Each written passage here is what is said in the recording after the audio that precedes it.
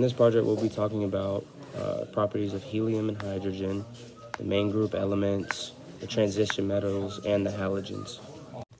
For this slide, I'll be talking about hydrogen and how it has a group configuration of 1s1 and how it isn't a part of any groups because it's a unique element of, and it can't be it seems like it would be a part of group 1, but it doesn't share any properties with any of the elements, and it's so unique. It has no full electron shell at all, so it's in a group of its own because it's just a unique element in general. So in this slide, we're talking about helium and how it has an NS2 group configuration.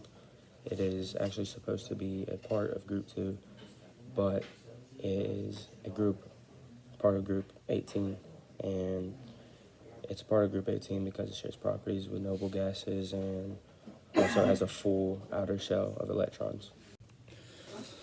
For this slide, I'll be talking about the transition metals and how they're made up of the D block elements and how that they are all metals. They're really good electricity conductors, but since they're kind of in the middle, they're less reactive than the S block elements and way less reactive than the halogens. And some are so unreactive that they won't even form compounds.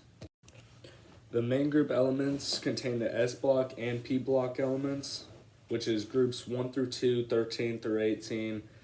And the thing about the P block elements are that they're so diverse between their groups. Like, the P block elements contain the most reactive and the most unreactive, and even contains metals, nonmetals, metalloids, and they're just so diverse in all their properties.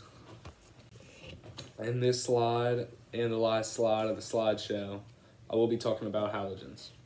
And halogens are group 17 elements, and there's only 6 halogens off in the entire periodic table.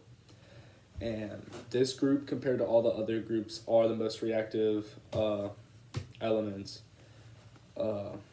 And they are the most reactive because they're only one electron off of having a full outer shell. That's what makes them so reactive and try to react with all these elements. And they try their best to react with metals, but they're just a very reactive element, and they're very toxic because of their high nuclear charge.